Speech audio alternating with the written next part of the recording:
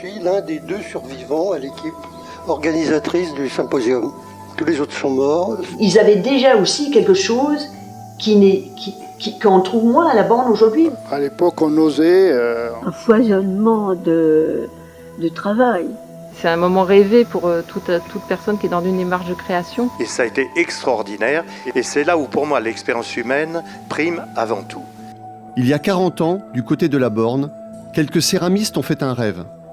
Grâce à leurs efforts conjugués, ils firent venir jusqu'ici une trentaine d'invités, artistes du monde entier, et dans leur sillage, d'autres créateurs intéressés par l'argile, jeunes et moins jeunes, assistants, curieux, explorateurs, humant l'air prometteur de l'événement.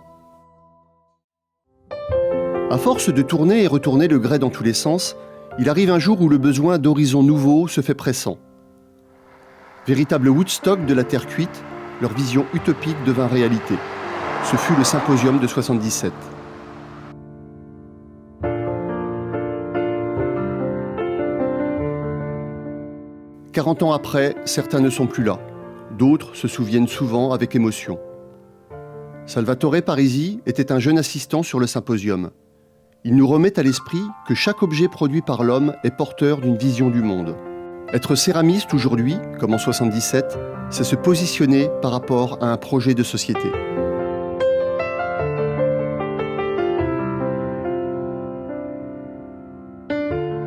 On était dans une recherche de liberté, de rencontre, juste après 68. Et le constat, 40 ans après, on le voit bien avec la mondialisation. D'ailleurs, Janinka Karzewska, dont vous parliez, quand elle est rentrée en Pologne, quand elle nous a quittés, elle pleurait. Hein. C'était le mur de Berlin. Il existe encore, vous le savez. Hein. Après tout, moi, je ne suis pas là pour parler que de céramique. C'est le mouvement social d'une époque, et le film le montre bien. En pleine France de Giscard, pas tout à fait remise des événements de 68, cette rencontre internationale se trouvait portée par une belle énergie, une créativité florissante, ouvrant un espace de liberté absolue, écartant inexorablement la promesse d'un faux avenir tout tracé d'avant la mondialisation. Une parenthèse entre 2 époques. Bernard Gaube, c'est un Belge. Ah, le Belge, oui. Là, c'est... Comment il s'appelle Pierre Baye, je crois. Antoine. Ah, bah c'est la présentation. Les souvenirs remontent, les images apparaissent. Il y a l'histoire de ce film un peu oublié, perdu puis retrouvé, un film témoignant d'un moment unique dans l'histoire de la céramique, le symposium de 1977. Oui, ça pourrait être sur Ah, je l'avais pas vu ça. Il se trouve que c'est moi qui ai retrouvé la trace du film que Philippe Bonnier, donc le réalisateur ici présent, lui-même pensait avoir perdu. Donc... Effectivement, moi, c'est un film que j'ai fait après le symposium. On l'a fini en 78. C'était mon premier film, je sortais de l'école Louis Lumière. Et puis, le film, il a eu une petite vie à l'époque, il a été vendu, tout ça. Moi, j'en avais une copie. Et puis après, vous savez comment c'est la vie, vous déménagez, vous changez de femme, vous allez ceci, cela. Tout avait été détruit au niveau du laboratoire. Moi, j'avais plus de copies. Je savais qu'il y avait eu des ventes, mais à qui, où, comment, etc. Bon, puis un peu après, ça m'a un peu sorti de l'esprit. C'est Aude qui, ensuite, m'a dit qu'effectivement, il y avait une copie. Et donc, je prends rendez-vous avec l'homme de la Cinémathèque. On passe le film sur son projecteur dans des conditions, une petite salle, voilà, un truc avec le projo qui fait... Et cette copie était impeccable. Une sorte de miracle technique. Mais donc voilà, et c'est comme ça qu'on a pu, grâce à Aude, grâce d'abord à l'énergie de Salvatore, parce que moi j'avais un peu laissé tomber, je dois vous dire, grâce à eux deux, à retrouver le film et à pouvoir vous le montrer maintenant.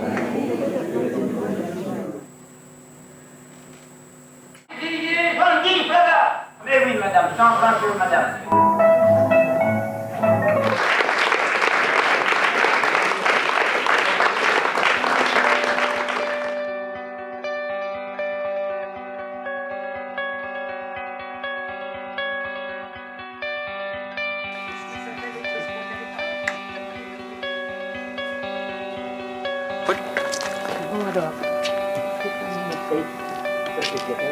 Tu te souviens de la vente aux enchères? Oui, mais tu vas voir, dans le film, tu vas voir, elle est bien filmée, c'est assez étonnant.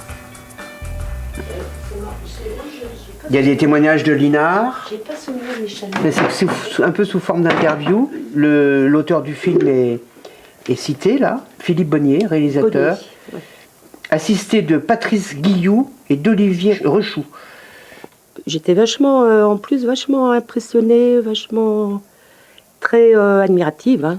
Une telle énergie, de mettre toutes ces énergies en commun pour arriver à une telle chose, waouh! Des engueulades entre Linard et Girel. Oh, Ouais. je me souviens. C'est vrai? Ah bah oui, oh là là, pour la cuisson. Oh, ils n'étaient jamais d'accord. Il y en avait un qui voulait aller vite. D'ailleurs, ce qui m'étonne, 40 heures la cuisson. C'est incroyable. Et en fait, c'était leur truc. Hein. C'est eux qui étaient les responsables. C'est à celui-là qu'avait Jacques Aslanian, Oui, il était là. qu'il avait fait son jukebox. Eh ben, tu vois, toi aussi, tu te souviens du jukebox? Bah bien sûr. Eh ben, Moi, c'est un de mes grands souvenirs, ça. c'est pas un jukebox, c'est un flipper parce que c'est le personnage qui est lié avec l'objet. Il est attaché à l'objet. Ouais. Et ben, cette pièce-là, peut-être elle a été faite en 79. Voilà, j'ai un doute, moi. Parce qu'il est revenu en 79. Il n'est pas dans la liste, mais il était là en 77. Il existait déjà à l'époque des symposiums de sculpture sur pierre. C'est ce qui inspira la forme de l'événement créé par l'équipe de Potier. Avec cette différence notable et signifiante. Les œuvres de chaque participant seraient réunies pour être cuites dans un four Ça commun. pourrait être Anne, mais c'est pas Anne en fait. Anne Casgo. Non, c'est pas elle en fait. Et au fond, c'est le cendrier. Là, c'était ouvert. Il posait le bois sur la grille, là, qu'on voit au fond. Et en bas, il y a une fosse, et on appelle ça le cendrier. Les braises tombaient dans le cendrier.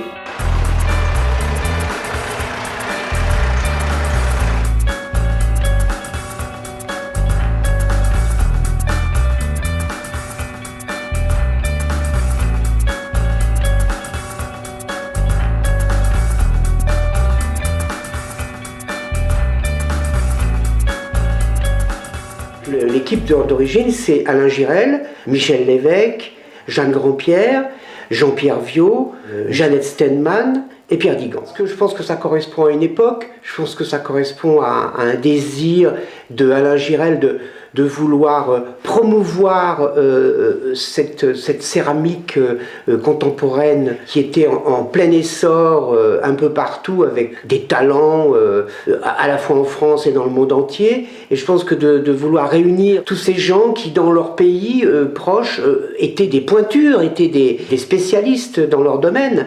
La liste des invités est très éloquente. Hein, donc voilà, de vouloir les réunir dans ce petit village de la Borne, et là où est née quand même la céramique contemporaine dans les années 40, dont André Rosé est une des figures pionnières. Voilà, donc je pense que c'est la raison de ce Alain Girel, quelqu'un au grand cœur, quelqu'un qui voulait partager, qui voulait entraîner les autres dans un grand mouvement de fraternité. Alain avait toujours plein de projets, d'ambitions. Il voyait Alain, s'il n'avait pas été céramiste, il aurait été cuisinier. Et il aimait parler de la cuisine autant que la céramique, ça se rejoignait pour lui. Il m'avait dit, si je ne fais pas de la céramique, je ferai de la cuisine, je fais de la cuisine. Et il faisait des choses étonnantes d'ailleurs. Ah ouais, on est chez André Rosé, le tour qu'utilisait donc André Rosé, et à côté de la fenêtre, c'est la structure même d'un atelier traditionnel, avec la hauteur de plafond. Il est un des rares à avoir utilisé un ancien atelier traditionnel et d'en faire toute sa carrière. Ici, c'est un des plus vieux ateliers de la Borne. On a un acte notarié qui date du juillet 1786. C'est quand même un peu impressionnant.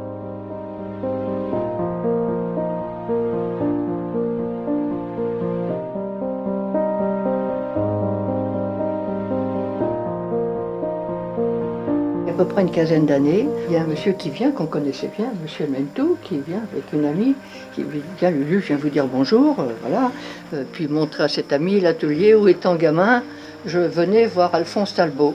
Et puis il dit, c'est moi qui ai racheté le tour à bâton d'Alphonse Talbot. Ah bon?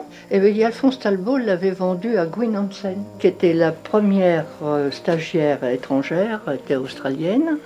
Elle repart en Australie. Et elle vend tout, sauf le tour à bâton qui était important, qui était le long du mur de la ferme.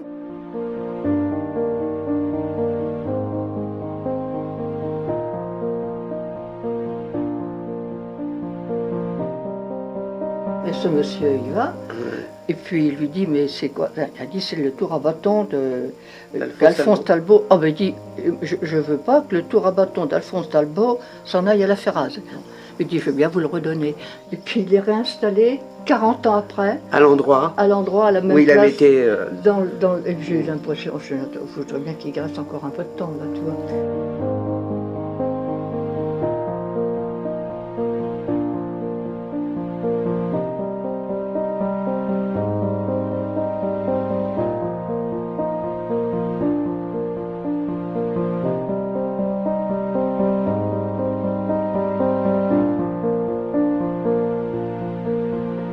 Ça, c'est l'outil qui a permis à toute la céramique contemporaine d'exister. Cet outil-là, qui est un outil beaucoup plus mobile, beaucoup plus facile à manier pour une personne ou deux, contrairement au four traditionnel de poterie qui faisait 20-30 mètres cubes.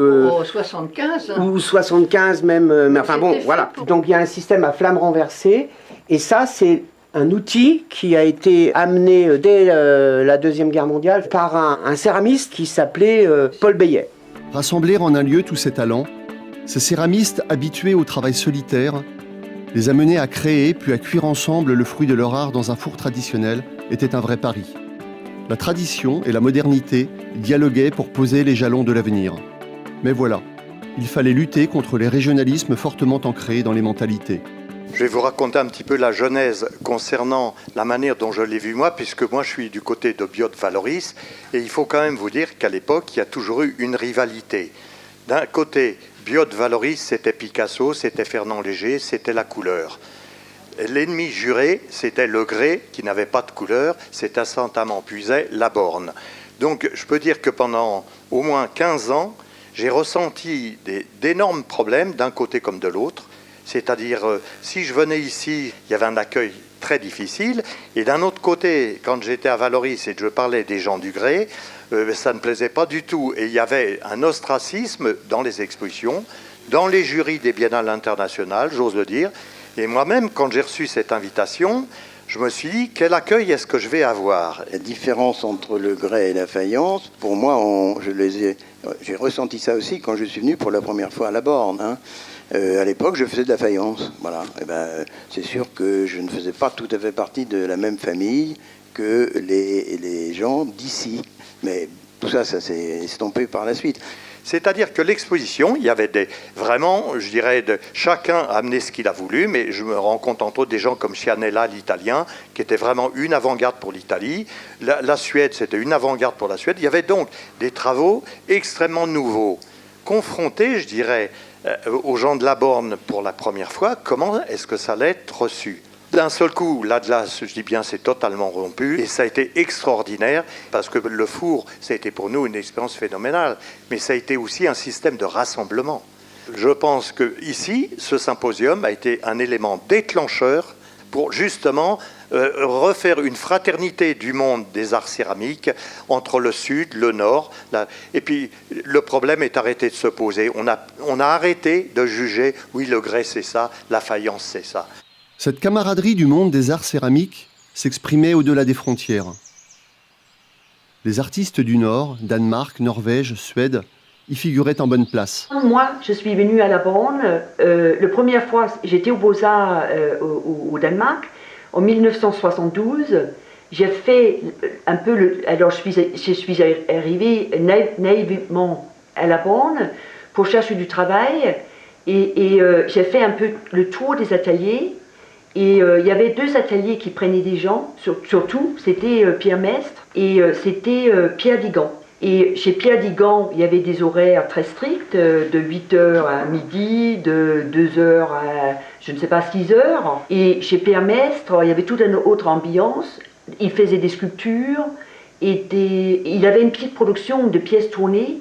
Et si tu veux, tout de suite, moi, j'étais attirée par ça. Je n'étais pas du tout attirée par la production des pièces utilitaires. Déjà, je trouvais chez Mestre, il se passait des choses beaucoup plus intéressantes. Il y avait Vassili Ivanov qui passait. Si tu veux, ça touchait déjà des gens qui faisaient de la céramique d'une autre façon. J'ai sorti ça ce matin pour voir Donc ça, c'est 77. Mais ce deuxième événement, c'était 78. Oui, tu vois la photo là du four en action. Nous, on était un peu un groupe de gens qui étaient arrivés dans les années 70. Et je pense que les gens comme Elisabeth Julia, Pierre Mestre, tous ces gens-là, ils avaient déjà aussi quelque chose qu'on trouve moins à la borne aujourd'hui. C'est quand même que des bribes que je me rappelle, c'est toutes ces nationalités, un peu peut-être le défournement et l'exposition. Elle s'appelle Ingerville Faverheim. Elle est norvégienne, née en Norvège.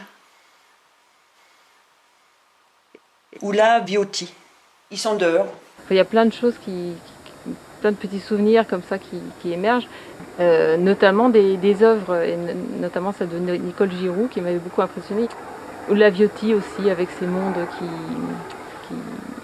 qui suscitaient l'imaginaire et vraiment voilà, pour une petite fille c'était marquant. Ah ouais, ça doit se mettre par-dessus. Oui, je sais pas si ça sera le bon ordre. Mais bon. Non, je sais pas non plus. Je crois que celle-là, c'est un seul morceau. Oh, il y a un nid dedans. Il faut presque le cimenter. Ben oui. Oh, c'est une belle pièce. Probablement, il y a eu encore quelque chose. Parce que oui.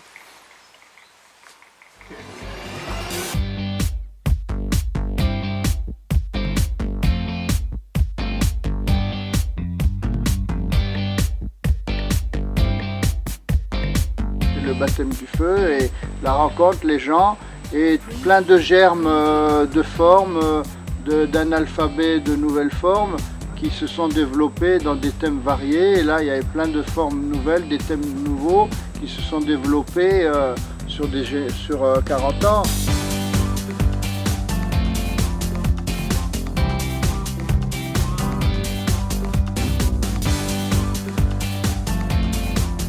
Le symposium, j'y étais il y a 6 ans, presque 7 ans. C'est vrai que c'est un âge où on commence à avoir des souvenirs et à être marqué par des moments forts. Et c'est vrai que c'est de toute évidence, ça fait partie des souvenirs forts de mon enfance. Je crois que j'étais sensible à l'espèce d'impression d'effervescence qu'on sentait pendant... même si je n'y ai passé qu'une semaine à la fin, donc ça devait être la fin de la cuisson. Je sais que j'ai quand même eu le temps d'assister à une soirée avec un feu de camp au bord d'un étang, un grand repas, sans doute chez Roland, un grand repas, une de ces grandes tablées qu'ils ont dû faire régulièrement pour manger tous ensemble. On se doute que la convivialité était au rendez-vous. Chacun se souvient des grandes tablées en ces lieux, cœur battant du symposium, où l'on abandonnait pour quelques heures la glaise, l'émail et le four pour une autre cuisine. Là, nous sommes dans le bar traditionnel de la Borne, qui était donc à Bernadette Fouché à l'époque. Et c'est là que déjeunaient tous les jours les participants du symposium. Alors, là, il y a Jean Linard, là, c'est Michel Lévesque. Ici, on reconnaît la casquette de Monsieur Numa, qui était le cuiseur, le potier traditionnel qui a aidé à la cuisson. Beaucoup se souviennent aussi de l'arrivée théâtrale de César, sculpteur déjà porté par sa notoriété, qui suscita quelques controverses. César était un ami.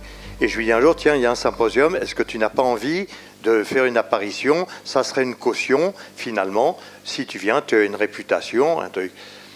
César était adulé par tout le monde, vivant sur la Côte d'Azur quand même, on le trouve dans tout le Gotha, dans toutes les cérémonies. Il est reparti et les rapports vis-à-vis du monde des potiers ou ses idées vis-à-vis du monde de la céramique, alors l'ont même amené à une chose qu'il n'a pas pu réaliser, c'est de finalement tester un petit peu les gens de Valoris ou de Biot pour dire est-ce que vous ne pourriez pas faire des choses pour moi? Ça sous-entendait quand même, à mon avis, qu'il avait une idée derrière la tête de faire des céramiques, comme beaucoup d'artistes, Picasso étant l'exemple bien entendu le plus connu, et à partir de ça, ça a été terminé, on a pu parler, mais je pense que pour lui, ça a été une grande expérience. Il y a donc des personnages. Là, vous avez Claude Gagé. Encore, oui. Jacques Larossini, oui. Derrière. Ouais. Je pense que c'est Anne-Marie Linard. Oui. Et Jean Linard. Et Jean Linard, oui. Et puis derrière au fond... Là, oui, c'est Madame Chantreau. C'est eux qui logeaient César et son assistant. Alors ça, c'est la petite histoire. Ça, c'était un peu compliqué parce que monsieur et madame Chantreau, ils voulaient que le soir, que César rentre à une certaine heure. Ah oui, je la vois bien là. Donc, lui, il avait trouvé ça quand même. Il a dit, je vais quand même pas faire le mur comme quand j'étais au collège. Et il l'a fait, je me souviens. Mais, en fait, César, c'était vraiment quelqu'un de très, très convivial, très sympathique. C'était...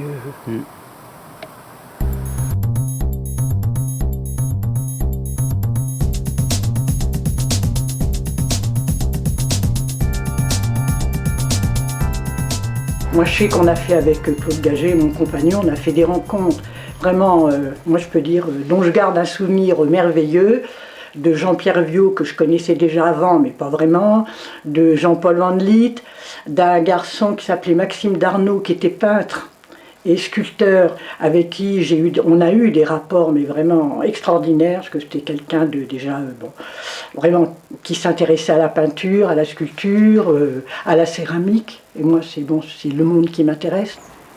Dans le film, là, il y a plein de choses très intéressantes. On voit bien les pièces aussi. Avant la cuisson? Oui. Et puis... il y a le défournement. Il y a le défournement. C'était un document assez bien ficelé, en fait. Alors là, c'est Jean-Pierre Viau, à gauche. Et puis au milieu, donc, Claude Gagé et Jacques Aslanian. On parlait tout à l'heure de la capacité d'organisateur d'Alain Girel et puis de son côté quand même assez extraordinaire de vouloir rassembler les gens, de vouloir communiquer. Moi je disais il avait quand même constitué une équipe qui était quand même une équipe de choc, quoi. Pour chacun avait un rôle, on va dire, dans l'organisation, que ce soit Digan pour la partie espace à proposer aux artistes. Les malaxeurs, oui, tout. Non, mais oui. Que ce soit Michel Lévesque qui, lui, était le contact avec les Beaux-Arts, le contact avec toute une céramique d'école qu'il connaissait très bien. Jeannette Steinman était l'anglophone qui permettait tous les contacts avec tout le monde anglo-saxon. Jeanne Grandpierre, qui elle, avec Alain, était la cheville ouvrière de l'histoire. Et Jean-Pierre Viau aussi, qui était lui aussi quelqu'un déjà de très, très implanté dans le monde céramique. Et Jean Linard, personnage local incontournable. L'expérience de la cuisson. Vraiment des gens de grandes compétences dans leur domaine, propres dans leur œuvre, qui étaient en construction. C'est vraiment une belle organisation. Des braises. Mais je ne sais pas du tout qui est-ce qui m'a donné ces photos. C'était pas le garçon là, qui venait à une époque là, avec sa fille là, avec Et c'est en retrouvant cette photo que finalement je me souviens que Girel avait fait une liste de gens pour cuire. Oui. C'est un garçon qui était à la borne qui s'appelle Éric Lyonnais. Voilà. Et c'est moi. Et moi ce qui m'a étonné aussi c'est la longueur de l'événement. Un mois c'est long. Oui. En un mois, tu sais, 4 semaines t'en fais des choses. Ouais. Hein, la cuisson, le truc, les rencontres. Et oui, le temps n'était pas terrible. Vint le moment de l'enfournement et de la cuisson dans le four à bois à flamme directe, ce volcan éteint, vestige d'une activité florissante.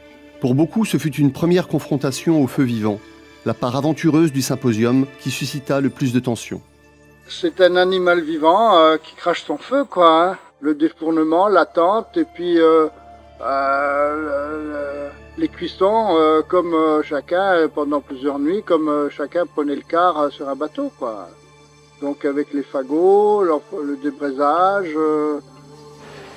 Et quand il y a eu l'enfournement, qui était une chose complexe, puis la cuisson à laquelle j'ai participé, c'était une aventure extraordinaire. Il fallait que ça marche, absolument. Alors que nous n'avions aucune expérience. Parce que nous avions pris une voie aventureuse par rapport à la tradition, en disant qu'il fallait qu'on cuise plus vite ce four. En fait, il y avait le Guimau, un gros système de réchauffement, de réchauffage qui avait été mis en place dans le four, avec les pièces qui étaient à peine sèches. Parce que le secret d'une cuisson, c'est quand même de cuire des pièces sèches.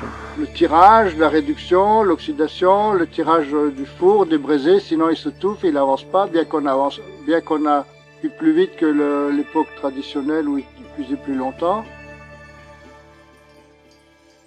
Voilà donc le four qui a servi au symposium et qui a été donc pour cette occasion remis en marche. Il n'avait pas travaillé, il n'avait pas cuit depuis 65 ans je crois. Il a été, depuis le symposium, il a été utilisé 9 fois au total. Évidemment, l'expérience du symposium était une remise en route assez complexe pour les utilisateurs, pour retrouver comment fonctionnait la mécanique. C'est la charpente surtout qui a été refaite et la toiture. Et puis ce qu'on appelle la loge devant, qui était donc l'endroit qui abritait les cuiseurs.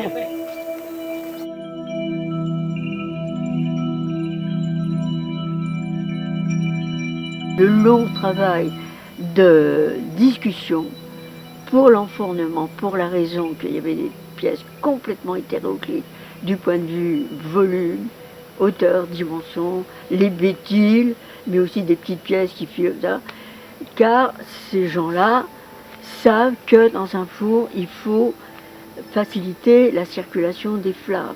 C'est comme un puzzle par rapport à la place disponible, il fallait jouer avec, c'est un casse-tête chinois. Hein.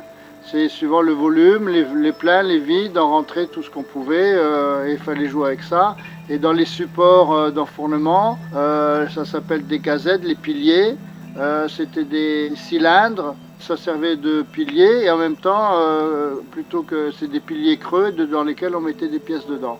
Donc c'était pas perdu, la moindre place était gardée, sauf que par rapport aux anciens, on a mis trop de pièces et donc le tirage n'était pas évident. Et il y a eu des moments durs dans cette cuisson, qui a duré plusieurs dizaines d'heures.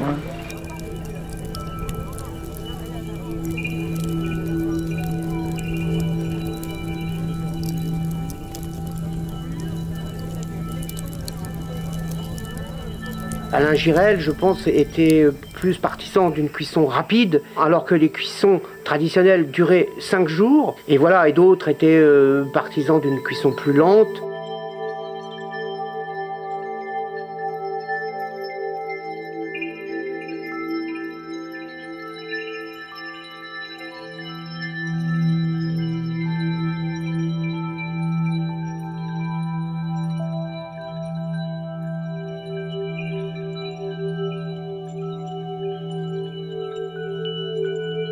Quand ils ont remis en marche le four, il était évidemment très humide et encombré. Il y avait beaucoup de végétation qui avait poussé à l'intérieur. Et alors il y a un truc qu'on n'a pas pensé, c'est le sol finalement, et qui s'est affaissé et qui a provoqué l'affaissement du tétin, enfin du tétier comme ils disent ici, c'est-à-dire le mur de briques, celui qu'on le voit éclairé par le feu par derrière, avec des espaces par où sort la flamme.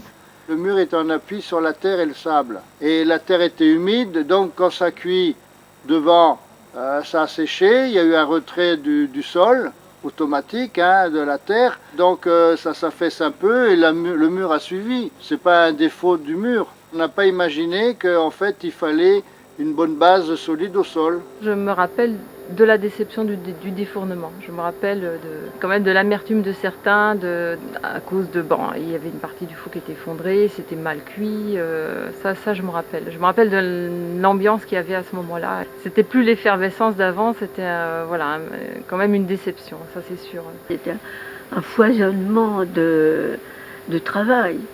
Et on voit le foisonnement de travail, et on voit toutes les techniques aussi. Et puis on voit la concentration des gens, mais aussi on voit les interactivités entre les gens qui discutent le coup, entre autres. Ça a été long pour le four à bois, ça n'a pas été simple pour la mise en route du four à bois. Un échec partiel, mais une réussite sur le plan relationnel entre des artistes, a débouché par la suite sur d'autres sessions de cuisson, avec des potiers plus spécialisés, plus organisés, qui obtenaient des résultats plus fiables. Il y a eu plusieurs expériences, notamment en 78, mais après par Dominique Garret, Bernard Timonier, Roland Bottoni, qui ont remis en marche ce four, le même four qui avait été utilisé au symposium, mais Ils ont corrigé les erreurs du symposium. Ouais. Juste pour revenir sur les pièces, là, on est presque dans un problème de marchand, quoi. Moi, en tant que potier, ça ne m'intéresse pas vraiment. On sait que les pièces se cassent quand même, et heureusement, parce que s'il y avait toutes les productions étaient gardées, je ne sais pas comment on gérerait tout ça, quoi. Donc, si ces pièces ont disparu, c'était peut-être pas le plus important, parce qu'on sait aussi que lors des symposiums, c'est pas les pièces les plus intéressantes. D'ailleurs, dans le film, on voit que les pièces qui étaient en exposition, c'est-à-dire qui étaient amenées, étaient beaucoup plus belles que ce qu'on a vu sortir du four. On est bien d'accord, c'est vraiment un travail abouti. Un travail de symposium, de rencontre n'est pas spécialement abouti, quoi. Il y a eu une production quand même importante, hein. Je ne sais pas si vous avez remarqué, mais tout n'était pas d'une première qualité, mais toutes avaient un intérêt, c'est clair.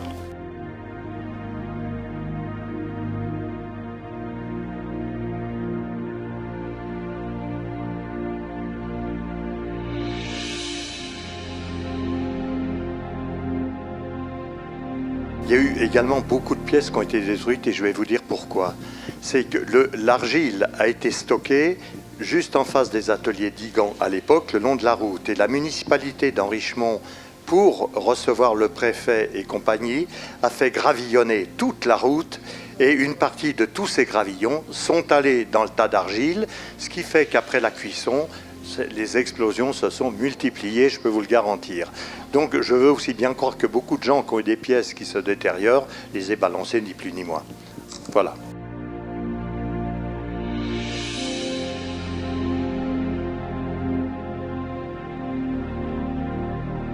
C'est vrai que en fait, je trouve ce genre de situation extraordinaire d'être là quelque part pendant un temps relativement long, avec plein de personnes différentes, qui ont des démarches différentes, qui viennent d'horizons différents, qu'on ne connaît pas, qu'on découvre au fur et à mesure du travail.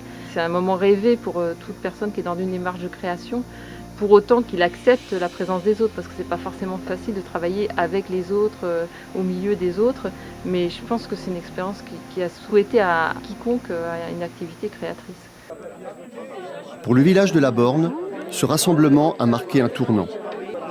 Avant cela, la Borne n'était-elle pas un lieu charmant, mais discret, qui finalement, après un événement qui l'a dynamisé, a trouvé son essor ?